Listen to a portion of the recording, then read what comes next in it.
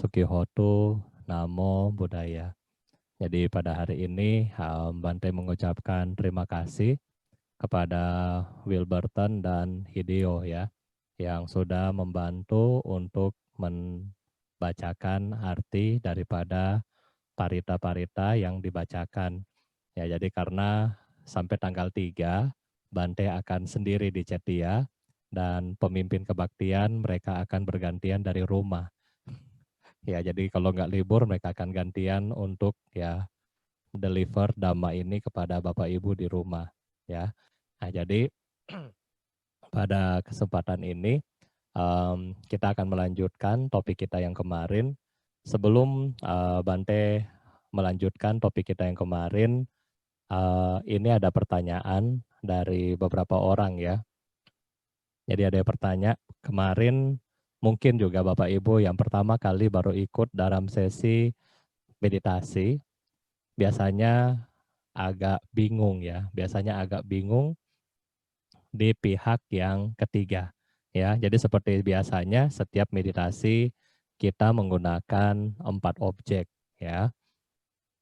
Cinta kasih kepada diri kita sendiri, cinta kasih kepada yang kita cintai, cinta kasih kepada musuh-musuh kita, dan cinta kasih kepada makhluk yang netral. Ya, jadi sebenarnya Bapak Ibu, kalau kita bilang Bante, apakah 4 ini sudah cukup? Saya bilang belum cukup. Ya, ketika Bapak Ibu mempelajari lebih lanjut, masih ada beberapa item yang harus ditambah. Cuma karena kita keterbatasan waktu kita, maka Bante hanya mengambil 4. Tapi kalau kita mau perpanjang, itu masih banyak sekali ya. Ya, jadi kita latih dulu, basically adalah 4. Kenapa harus diri kita sendiri? Karena contoh, kalau kita nggak bisa berenang, maka ya kita juga nggak bisa untuk menolong orang yang sedang tenggelam. Oleh karena itu, kalau Bapak Ibu belum bahagia, bagaimana mungkin Bapak Ibu bisa membahagiakan orang lain? Oleh karena itulah, kebahagiaan diri kita sendiri harus kita punya. Bante kasih contoh. Sabe sata bawantu sukitata, semoga semua makhluk hidup berbahagia.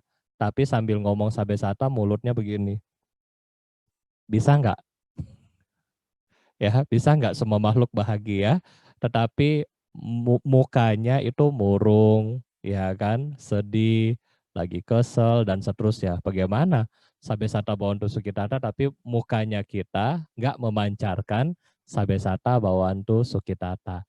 Nah, oleh karena itulah, kita harus bahagia diri sendiri dulu, baru kita menolong orang yang lain, atau kita membahagiakan makhluk yang lain. Jadi ini adalah alasan yang pertama, bukan karena kita mau bahagia dulu untuk egois kita, bukan, tetapi pengertian kita dulu yang bahagia adalah karena kita dulu yang harus memiliki cinta kasih itu di dalam diri kita, baru kita share kepada orang lain.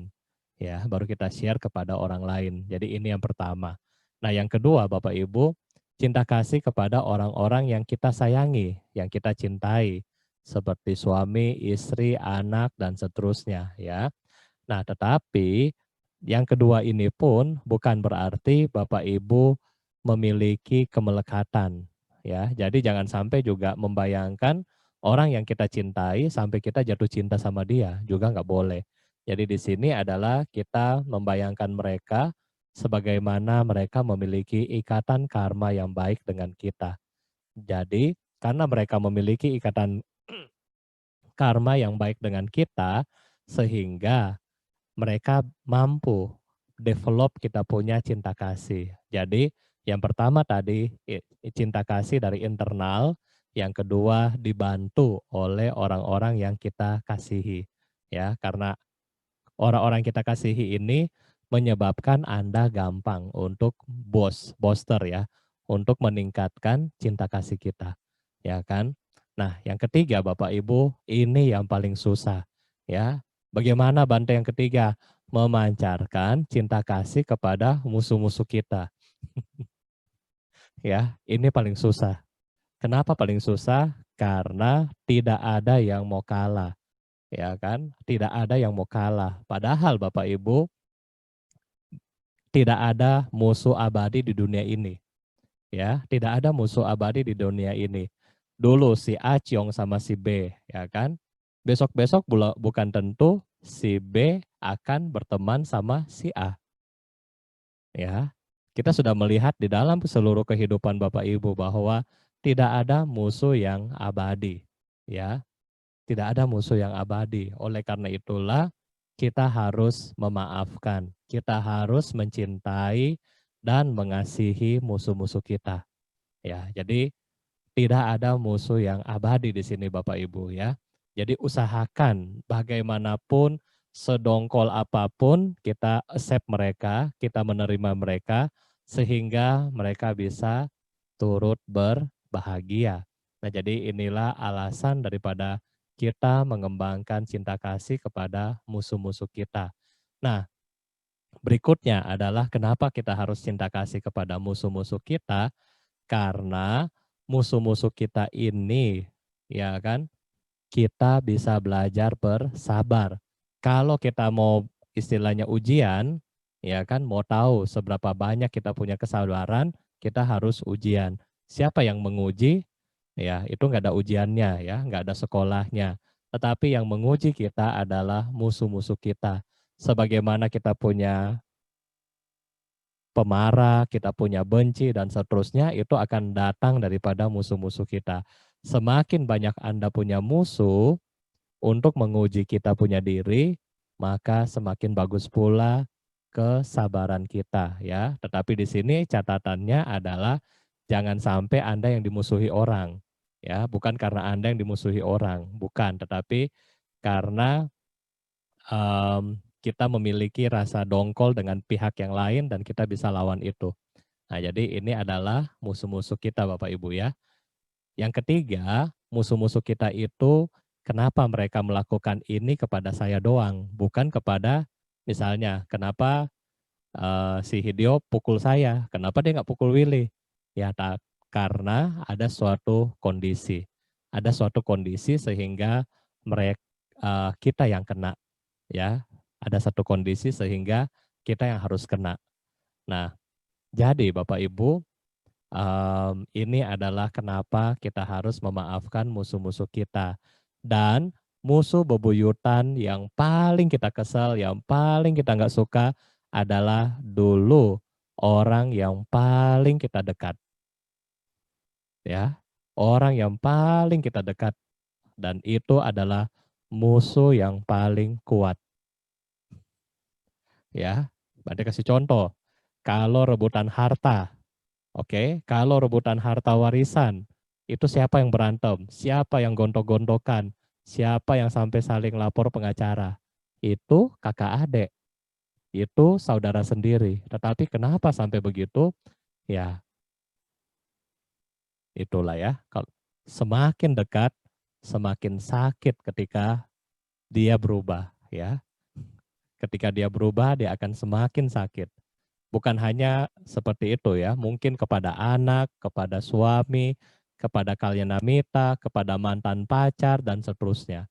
Sakit, ya kan? Itu karena kita sangat dekat sama dia, sampai ketika dia berubah, kita punya hati merasa kehilangan, kita nggak accept kehilangan, kita nggak accept perubahan, kita nggak terima perubahan, kita tidak terima um, apa hal yang dia lakukan sehingga kita juga bokangguan ya, nggak mau kalah ya, kita nggak mau rugi, nggak mau kalah.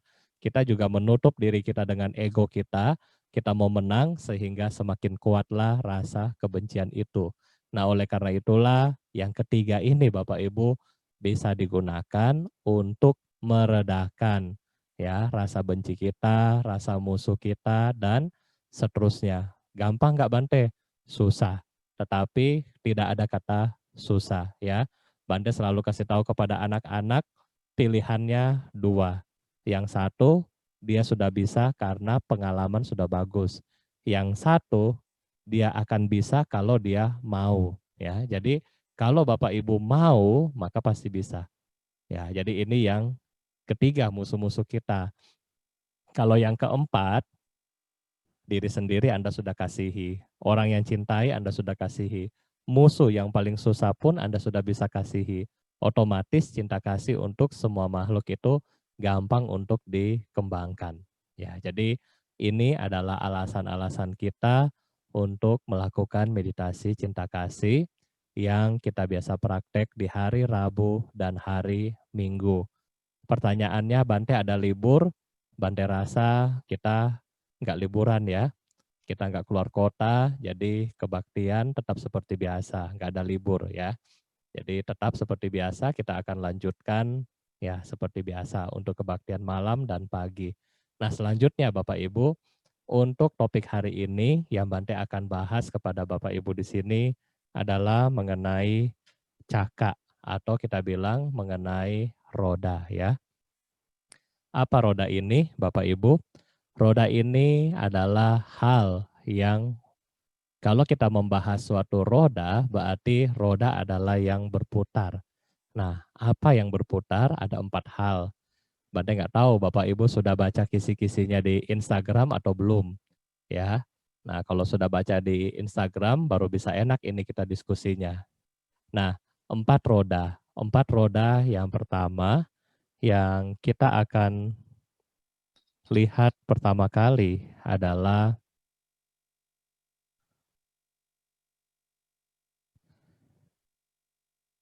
yang pertama, pube kata punyata. Memiliki simpanan kebajikan, dengan kata lain, banyak berbuat kebajikan di masa yang lampau. Sehingga apa? Sehingga menggerakkan ya, seperti roda menggerakkan, mampu menggerakkan kehidupan, kebahagiaan dan kedamaian daripada Bapak Ibu sekarang. Kalau orang yang memiliki sedikit kebajikan, nggak pernah berbuat baik, banyak tidur, jalan-jalan doang, banyak makan, apakah dia memiliki banyak simpanan kebajikan? Tentunya sedikit. Kenapa? Karena kebajikan itu sudah diboroskan ya, sudah dihabiskan. Betul nggak? Kita mendapatkan sesuatu pada hari ini, apakah fasilitas, apakah makanan, even kesehatan kita, itu adalah karena kebajikan kita. Kalau kita tidak berbuat baik di masa lampau yang banyak, pada hari ini kita akan susah untuk running, untuk menjalankan kehidupan kita sehari-hari. Oleh karena itulah, kebajikan ini penting untuk dilakukan Bapak Ibu ya. Nanti setelah kebaktian, sudah ada slide tentang PR, biar Bapak Ibu bisa hafal PR-nya apa ya. Nanti setiap hari Bante akan putar slide-nya, biar Bapak Ibu bisa lihat, oh PR ini belum bikin, yang ini belum bikin ya.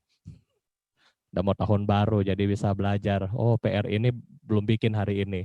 Nah, jadi ada checklist PR-nya nanti. Nah, jadi ini yang pertama, kita memiliki pube atau kebajikan di masa lampau. Punya nggak Bapak Ibu kita punya kebajikan?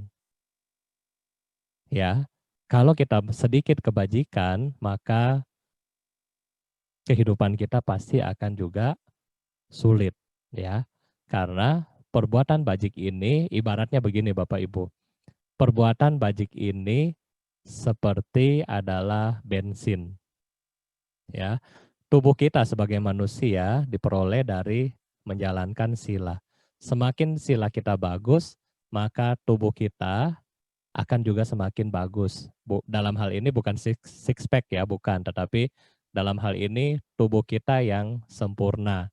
Maksudnya dari kulit bagus, shiny gitu ya, seperti Willy hari ini nggak tahu pakai apa, shiny banget. Nah, terus juga tidak keriput, rambutnya juga bagus, ya, badannya juga bagus, nggak sakit-sakitan dan seterusnya. Ini kalau orang yang suka merawat sila. Nah, karma baik daripada dana dan lain-lain ini bagaikan bensin. Ya, jadi kalau kita punya mobil yang bagus, taruhlah Ferrari, tetapi bensinnya cuma 10 liter. Bante tanya, bisa nggak sampai Bandung? Ya, Anda punya Ferrari, tapi bensinnya cuma 10 liter. Bisa nggak sampai Bandung? Nggak bisa. That's why kenapa kok masih muda Bante sudah meninggal tuh orang, kok masih muda sakitnya beginian, kok masih kecil sudah misalnya ya maaf sakitnya bocor jantung dan seterusnya. Karena itu memiliki badan yang baik tetapi pube kata punya atau kebajikan yang lain yang mendukung ini nggak punya. Sehingga tidak bisa juga panjang hidupnya. Ya, coba kita lihat beberapa kasus seperti ada oma-oma di berita Bante baca sakit COVID, umur 104 tahun sehat kembali, bisa sehat kembali ya. Ada orang yang masih muda kena COVID jalan juga. Ada orang juga yang kadang-kadang kemarin Bante baca berita 222 hari sakit, kemudian bisa baik. Nah, jadi ini kita bilang dari mana? Dari kebajikan mereka di masa lampau. Nah, masalahnya kalau kita punya jasa kebajikan ini sedikit, ini yang akan menjadi problemnya kita, ya. Ini yang akan jadi problemnya kita. Karena kenapa? Kalau kita punya kebajikan sedikit, otomatis hari ini kita nggak bisa panen. Berarti kasih contoh, kita nggak pernah nanam padi, ya. Bante juga nggak pernah nanam padi. Suatu saat kita mau makan beras, mau makan nasi, dapat nggak kalau kita nggak pernah nanam? Ya, dapat kalau kita beli.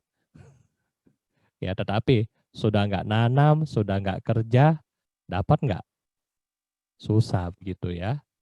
Jadi kita harus punya consider atau kita punya harus perenungan bahwa kita wajib untuk menjaga perbuatan baik ini dari sekarang. Karena hari ini kita berbuat baik, 1 menit berikutnya sudah menjadi simpanan kebajikan. Hebat nggak? Bapak Ibu tadi selama setengah jam baca parita. Itu Bapak Ibu sudah punya simpanan kebajikan setengah jam. Untuk saat ini ya, untuk saat ini. Karena kita tadi start setengah 8, untuk saat ini berarti Bapak Ibu sudah punya kebajikan setengah jam. Dari mana? Tubuh, ucapan, dan pikiran yang terkonsentrasi saat Anda baca doa. Nah, ini adalah kebajikan ya. Nah, kita lanjutkan Bapak Ibu. Slide berikutnya adalah Atta sama Panidi. Memahami hal-hal yang berguna bagi dirinya sendiri. Ya, hal-hal yang berguna bagi dirinya sendiri. Apakah kita sudah menyadari kebajikan ini akan berguna buat saya sendiri? Atau Anda masih menyadari bahwa kalau kebajikan ini karena Bante yang suruh. Kalau Bante nggak WA, saya nggak bakalan ini, nggak bakalan datang istilahnya ya. Nah ini, kalau kita sudah menyadari bahwa seluruh kebajikan maupun keburukan ini akan buat saya sendiri, maka kita akan memilih. Di sini Ata sama Diti berarti kita paham betul hal-hal yang berguna, ya kan? Berguna untuk diri kita. Jadi, apakah kalau kita sudah paham betul hal-hal yang berguna untuk diri Anda, apakah harus kami para anggota Sangha kasih tahu lagi, ibu-ibu, bapak-bapak berbuat baik, ibu-ibu, bapak-bapak, adik-adikku sekalian bermeditasi. Kalau kita sudah punya rasa bahwa meditasi berguna untuk diri saya, untuk kebahagiaan saya, maka nggak perlu dikasih ingat lagi. Karena atas sama Diti, bahwa ini adalah hal yang menunjang kebahagiaan buat hidup saya, maka saya mau berusaha pelajari ini. Banda kasih contoh, kenapa kita selalu push anak-anak kita untuk belajar. Kenapa kita berusaha untuk anak-anak kita dikasih sekolah di tempat-tempat yang baik. Karena kita tahu kalau dia sekolah di tempat yang baik, misalnya di BINUS, maka dia punya masa depan yang luar biasa. Itu contoh. Kenapa? Karena kita bukan peramal, tetapi kita tahu bahwa kuliah, bahwa sekolah akan membuat mereka menjadi orang besar di masa mendatang. Nah, oleh karena itulah kita upayakan mati-matian, ya kan? Mungkin Bapak Ibu sampai lembur cari uangnya untuk bayarin anak sekolah. Betul nggak? Tetapi coba kalau Bante tanya ke anak-anak, pada belajar nggak, Dek? Ya, Bante belajar ya. Gurunya lagi Zoom, dia lagi main HP. Karena kenapa main HP? Karena dia nggak tahu gurunya lagi ngajar, itu berguna buat dia. Yang dia tahu adalah yang berguna buat dia main HP. Nah, itulah ya. Nah, makanya untuk memahami ini dibutuhkan kebijaksanaan untuk tahu bahwa ini bermanfaat dan ini tidak bermanfaat untuk dirinya sendiri. Jadi yang kedua, untuk menunjang kehidupan Bapak Ibu, pilihlah hal-hal yang berguna buat diri kita. Ya, pilihlah hal-hal yang berguna buat diri kita sendiri. Seperti kali ini, kita akan melewati long weekend yang sangat panjang sampai tahun baru. Bante pertanyakan kepada Bapak Ibu, masih berani nggak pergi keluar kota? Apakah kita pergi jalan-jalan keluar kota bermanfaat buat diri kita apa enggak? Di tengah pandemi seperti ini. Berguna enggak? Sampai di tempat itu juga takut. Mesti pakai masker, bawa sanitizer, ya kan? Setelah sampai di situ juga nggak bisa foto, nggak bisa selfie. Selfie-nya kenapa? Pakai masker semua mukanya. Berguna nggak? Nah, oleh karena itulah kita harus bijak di dalam menentukan segala sesuatu. Ya, di sini adalah atas sama diti. Ya, berikutnya Bapak Ibu adalah sapurisa pasaya atau bergaul dengan orang-orang yang baik.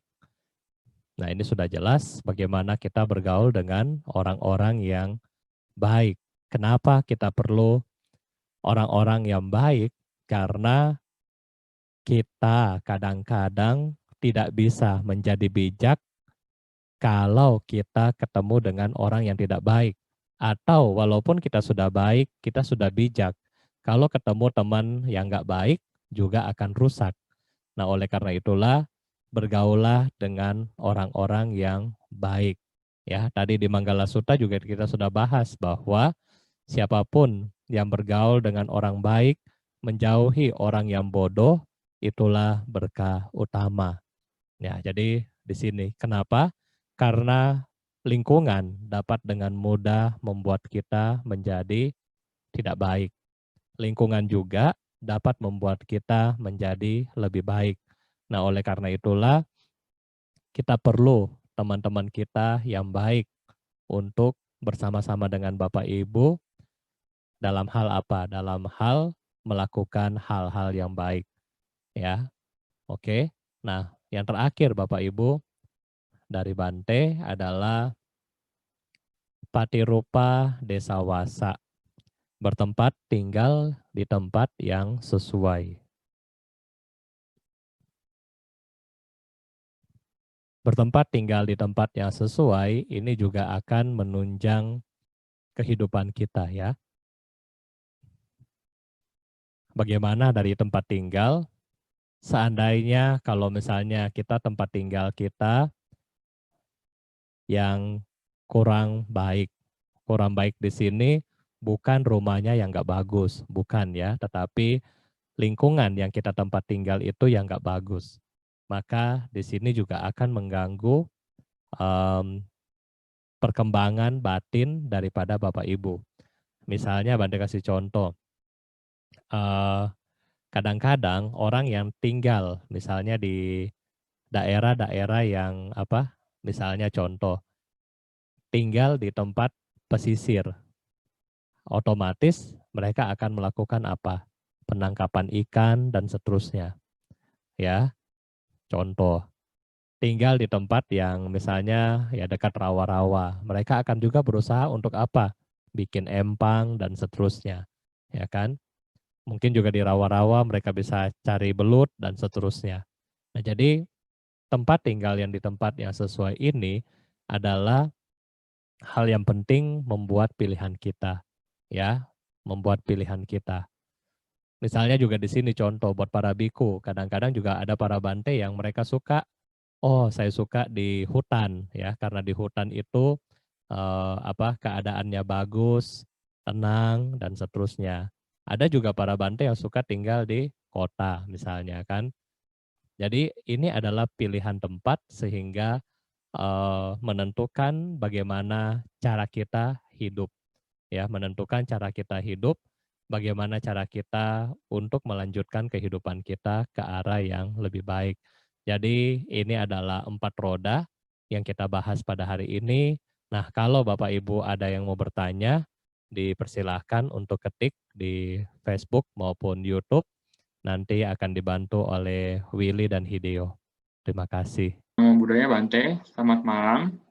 Di dalam Parita Patidana Gata ada arti yang berbunyi, bagi mereka yang tidak mengetahui, semoga para dewa memberitahukannya. Apakah ada beberapa leluhur sanak keluarga kita yang tidak bisa langsung menerima jasa kita? Anumodana Bante atas penjelasannya. Ya, baik. Jadi kadang-kadang memang ada yang memang di Patidana disebutkan bahwa semoga para dewa turut menyampaikan ya jasa kebajikan yang sudah diperbuat. Maksudnya gimana? Kalau makhluk-makhluk peta, mungkin mereka yang dekat dengan kita, mereka bisa gampang untuk memperoleh jasa kebajikannya. Contohnya apa? Contohnya kalau orang tua kita atau para leluhur kita yang sudah meninggal dalam posisi 49 hari. 49 hari mereka akan sama-sama dengan kita, sehingga kalau Bapak Ibu misalnya baca parita atau pelimpahan jasa seperti penuangan air, mereka mungkin sangat gampang untuk ya memperoleh jasa kebajikan itu. Tetapi kalau misalnya makhluk-makhluk yang terlahir di alam-alam yang tidak baik, seperti di bawahnya lagi ya, seperti di neraka dan seterusnya, nah ini mungkin sangat sulit untuk memperoleh kekuatan dari kebajikan kita untuk sampai ke sana. Kenapa sangat sulit? Karena di posisi itu mereka sangat-sangat menderita. Bante kasih contoh kepada Bapak Ibu. Jangankan kita nggak usah kasih contoh yang pelimpahan jasa yang bagaimana, yang makhluk-makhluk sampai bagaimana ya. Bante kasih contoh yang gampang deh, yang simple. Bapak Ibu punya anak misalnya, sudah kasih tahu bahwa hari ini pergi misalnya hari ini pergi sekolah minggu sana ya. Oke, dia akan pergi, tetapi hobinya nggak gitu. Ya, mungkin dia akan pergi nyalakan Zoom dan seterusnya, tetapi konsentrasinya nggak di situ. Sama dengan makhluk-makhluk yang seperti ini Bapak Ibu. Kalau mereka-mereka yang jarang berbuat baik, even mereka nggak tahu apa itu Buddha, mereka nggak tahu apa itu pelimpahan jasa, dan mereka nggak punya keyakinan yang cukup kuat, ketika kita doakan pun kadang-kadang nggak ikut, ya. Walaupun kemarin dulu saya pernah cerita nih, dengar ini cerita, jadi para Bante lagi doakan ya. Jadi di depan ini ada mayat ya, di rumah duka. Waktu zaman masih offline, ya di depan sini ada misalnya ada mayat, kemudian didoakan kan, didoakan. Satu Bante yang bisa lihat, dia bilang begini, ini makhluk, kita sudah datang jauh-jauh, sudah macet, sudah spesial doakan buat dia, malah nggak ada di situ. Melalui kemampuan batin dilihat ini makhluk kemana, lagi di brankas dia. Ngapain di brankas? Melekat sama uangnya, hartanya di sana. Ya, jadi walaupun mayatnya di sini, tetapi dia pergi kemana? Ke brankas. Sama Bapak Ibu, jangankan yang sudah meninggal. Coba dari Anda di sini berapa orang? Ya sekitar yang nonton hari ini adalah 100 orang. Dari 100 orang, ketika kita mulai baca parita tadi, jujur, siapa yang gak konsentrasi? Ya, Ada yang baca parita sambil balas WA. Ada yang baca parita, ya kan, sambil ngobrol. Ada yang baca parita sambil makan. Ada yang baca parita sudah tenang, tetapi pikirannya masih sana sini. Aduh, besok mau pesan GrabFood apa ya? Kan besok hari Natal, saya mau pesan apa ya besok ya? Ada yang sambil baca parita sambil mikir, besok jam berapa mau ke puncak dan seterusnya. Nah, itu kita belum meninggal, tetapi pikiran kita sudah lari.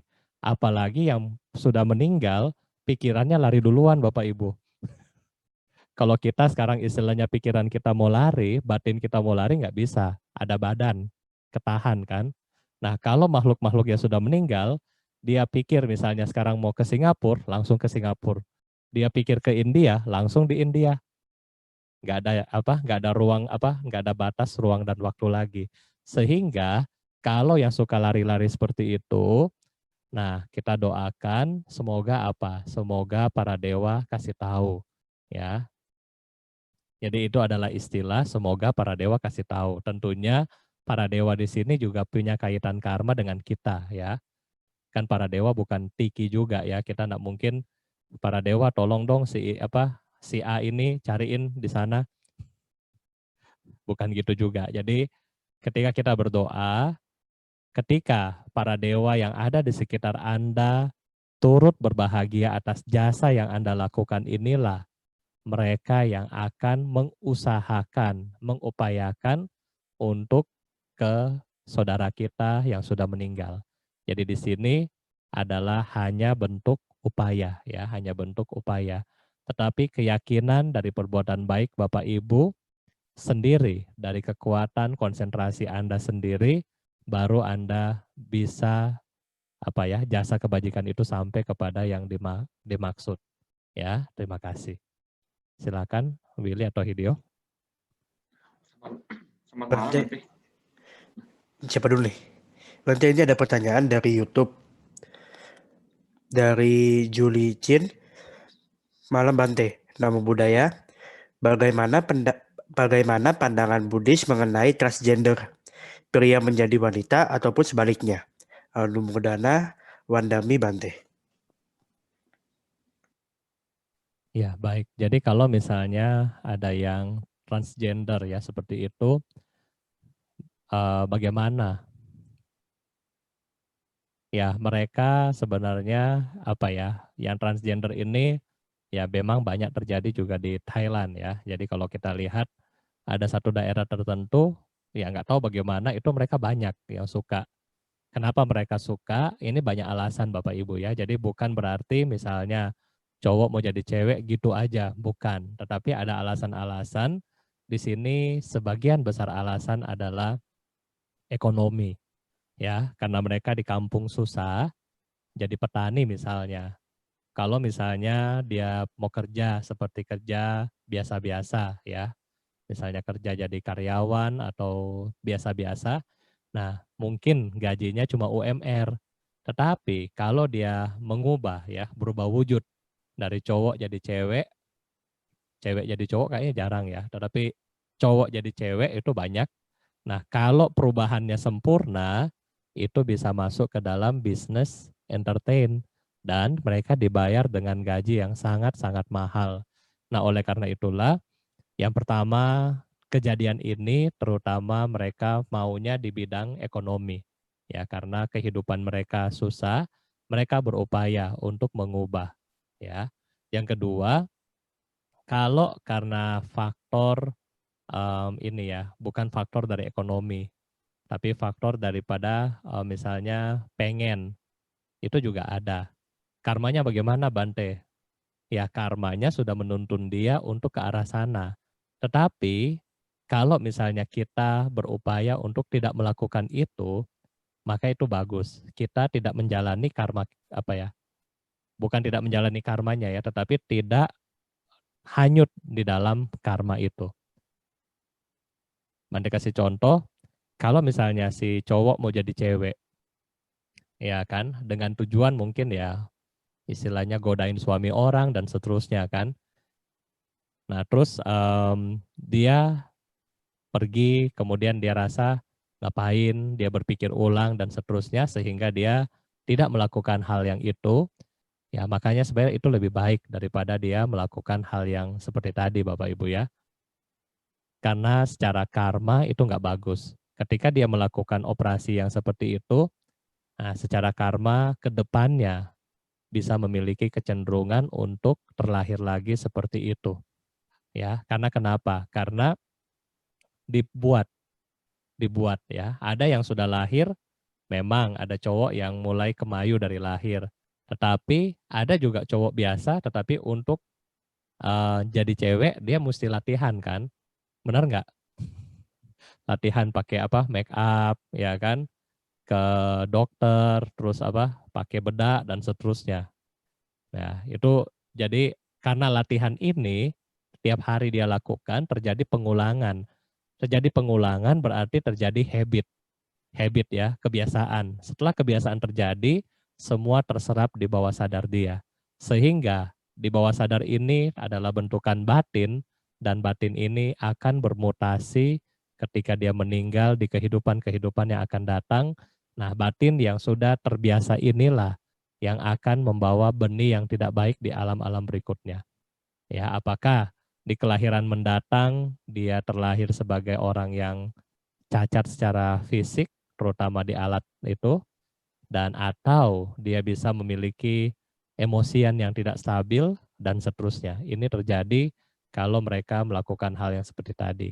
Ya, terima kasih. Selamat malam, Bante. Ini adalah pertanyaan dari Wuhan Daang. Selamat malam, Bante. Kalau kita merasa kita nggak punya musuh, jadi meditasi tahap yang ketiga, kita harus bagaimana? Ya, kalau misalnya kita nggak punya musuh, yang mungkin musuh real, yang musuh yang kita yang kita dalam kehidupan saat ini. Kalau kita nggak punya musuh lagi, berarti dalam batin kita mengucapkan semoga musuh-musuh di kehidupan lampau. Ya, kalau misalnya kita dalam kehidupan ini kita nggak punya musuh lagi, misalnya contoh Bante marah Willy misalnya kan, karena Willy nggak suka belajar, jadi Bante marah. Nah otomatis di sisi Willy dia akan mencatat saya sebagai musuh. Ini kok Bante cerewet, suruh saya belajar terus, kan saya mau happy-happy main game misalnya. Nah, dari sisi dia akan mencatat saya adalah musuh. Tetapi kalau saya sudah baikan sama dia, berarti kan sudah nggak ada lagi musuhan di antara kita ya. Jadi tiada benci lagi di antara kita. Sekarang siapa yang saya mau meditasi? Nah, coba cari musuh-musuh di kehidupan lampau. Ya, musuh-musuh di kehidupan lampau. Dan musuh-musuh yang kita latih di sini adalah musuh-musuh yang belum bisa kita maafkan Bapak Ibu ya. Kalau kita sudah bisa maafkan, sudah bisa kita rilis, forget, kita maafkan, itu sudah oke. Tetapi yang masih ngeganjal di hati, ya, yang masih ngeganjal di hati. Dengan membayangkan dia punya wajah itu aja, hati kita sudah kebakar. Nah, yang ini yang harus kita upayakan ya, apalagi dengar suaranya ya. Bayangin aja sudah kebakar tuh hati, apalagi dengar suaranya. Aduh, luar biasa ya. Nah, jadi ini yang harus kita upayakan, mereka-mereka yang masih real. Kalau sudah nggak ada, dalam batin aja, semoga musuh-musuh di kehidupan yang lampau. Ya, diulang-ulang seperti itu. Terima kasih. Bante, ini ada yang nanya lagi di Facebook dari Seni Salek. Bante, bagaimana kita bisa tahu punya kebajikan di mana lampau? Terima kasih. Bagaimana kita punya kebajikan dari kehidupan lampau? Gampang banget. Ya, gampang sekali. Anda punya kebajikan, semua yang nonton hari ini punya kebajikan dari kehidupan lampau. Bagaimana kita tahu? Gampang banget. Yang pertama, Bante mau tanya ke Anda. Apakah hari ini Anda lahir di alam neraka? Ya enggak lah Bante, masih bisa WA masa di neraka. Berarti sudah punya kehidupan yang sangat bagus. Karena kenapa? Di alam neraka, even satu jentikan ini, satu jentingan jari, itu nggak pernah rasa bahagia. Berarti kita sudah syukur kita nggak lahir di alam neraka. Kalau nggak lahir di alam neraka, berarti apakah karma baik kita kecil atau besar? Nah ini pikir dulu ya. Yang kedua, kita juga bersyukur kita nggak lahir di alam peta. Coba, selapar-laparnya kita hari ini, selapar-laparnya Anda lagi atas sila, setidaknya besok pagi bisa makan.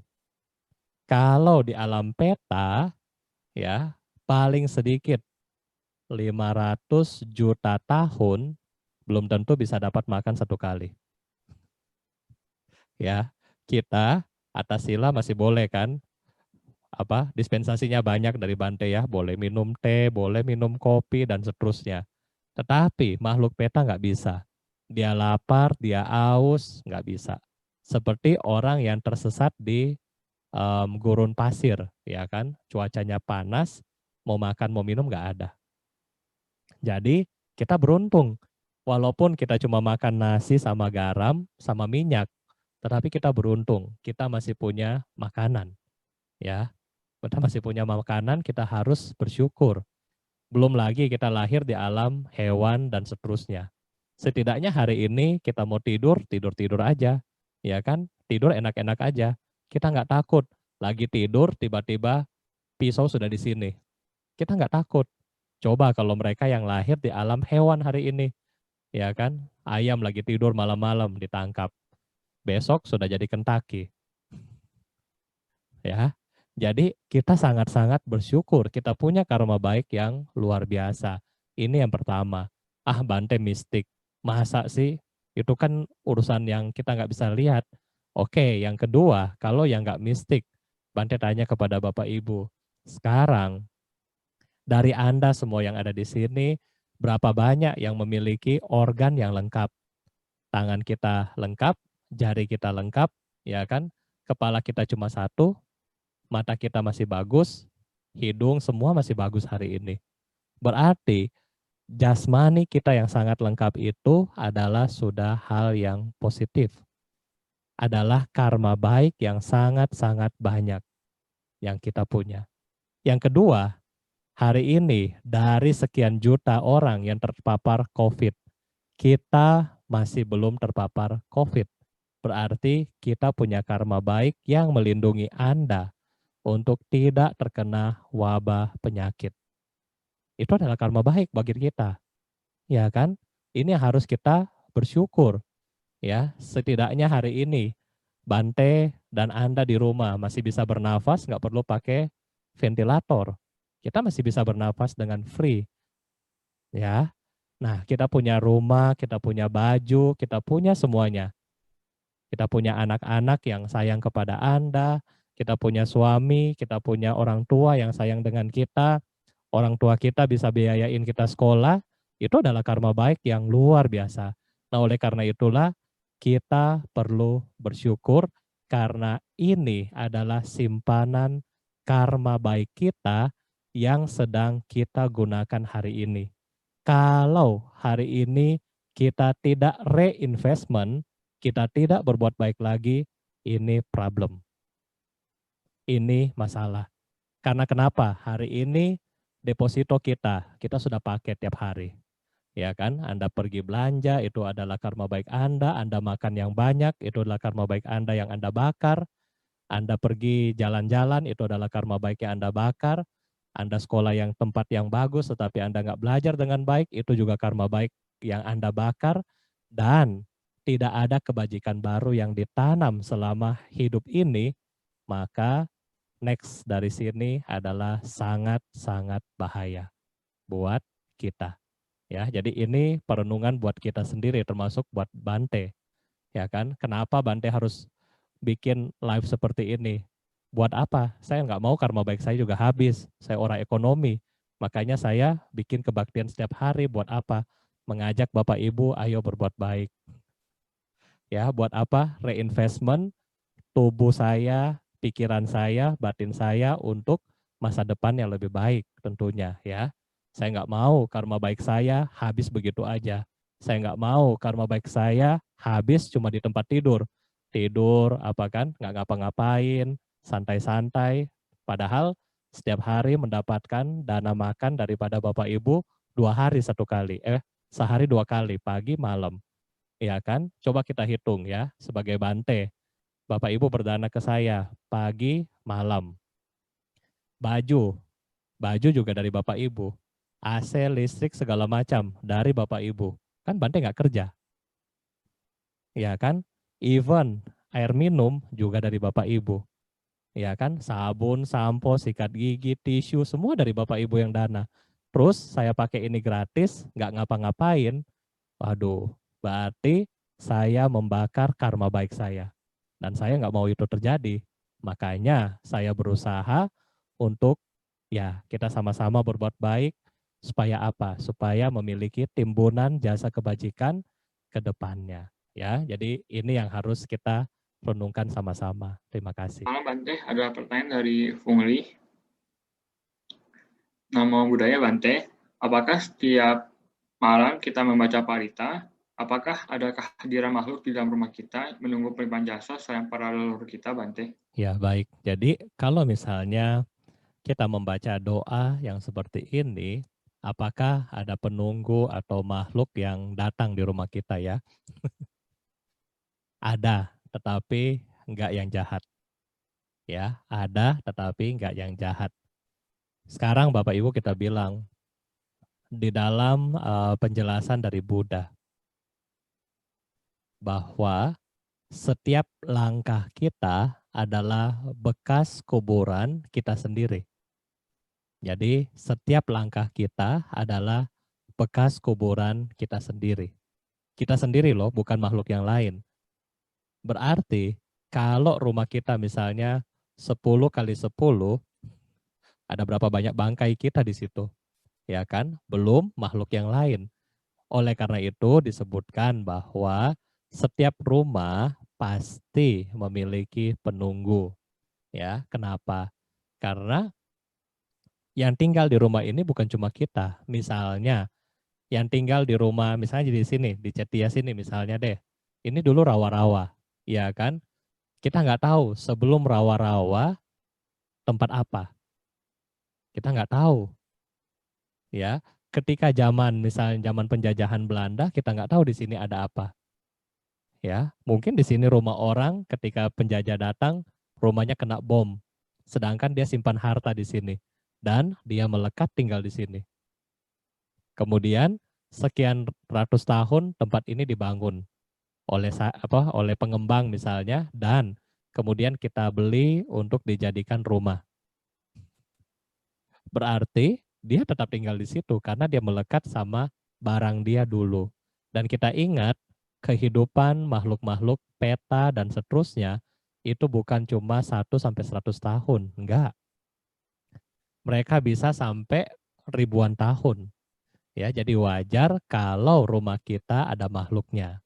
Ya, wajar kalau rumah kita ada makhluknya.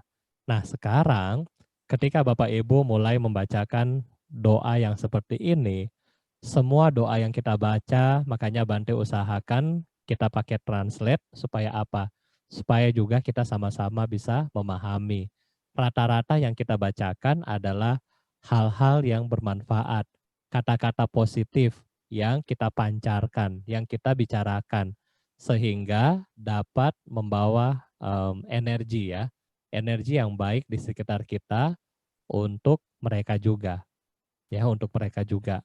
Nah jadi ketika makhluk-makhluk yang tadinya sama Anda mungkin kurang sreg, tetapi ketika Anda suka berbuat baik buat dia, maka dia akan nyaman dengan Anda.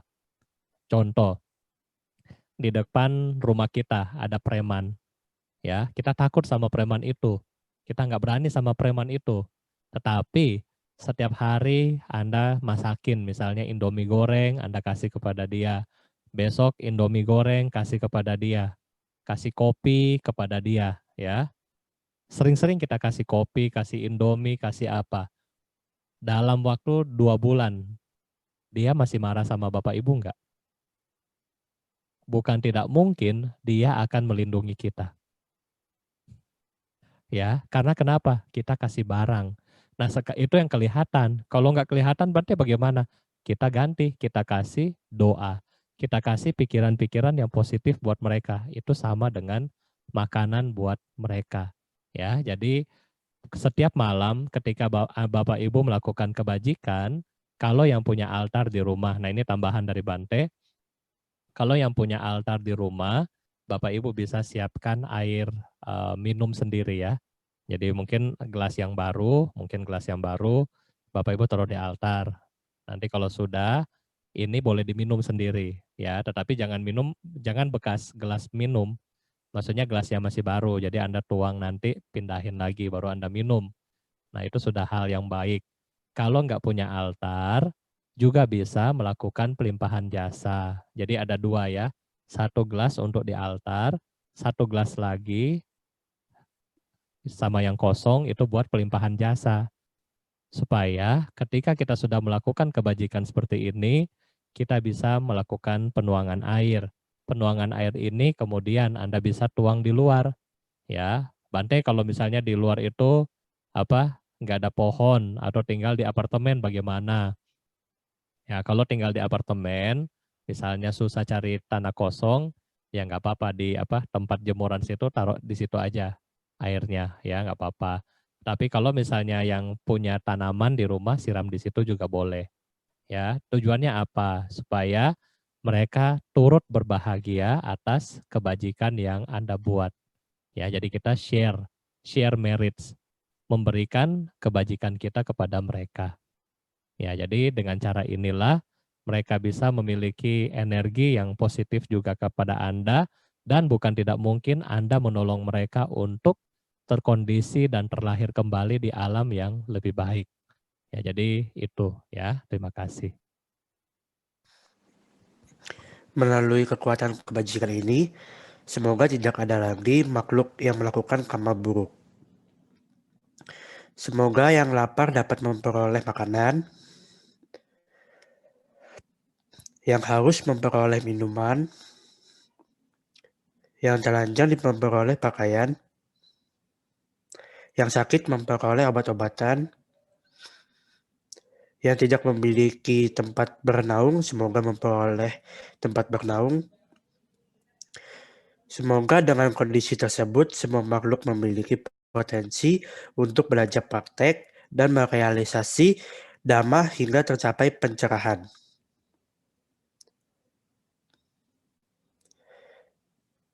Melalui kekuatan kebajikan ini, semoga para sanak keluarga yang masih hidup maupun yang telah meninggal, para makhluk yang memiliki hubungan karma dengan kami, dan para musuh-musuh di semua kehidupan, semoga mereka terbebas dari penderitaan mereka dan segera memperoleh sebab kebahagiaan dan perlindungan dari para Buddha, Dhamma, Arya Sangha, dan para Bodhisattva.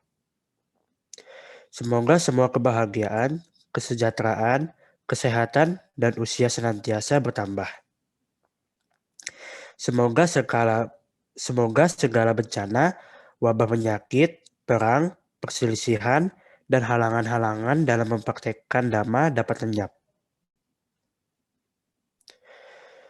Selama ruang angkasa bertahan, selama makhluk hidup tetap ada, hingga saat itu, semoga saya pun tinggal dan menghilangkan kesengsaraan di dunia ini.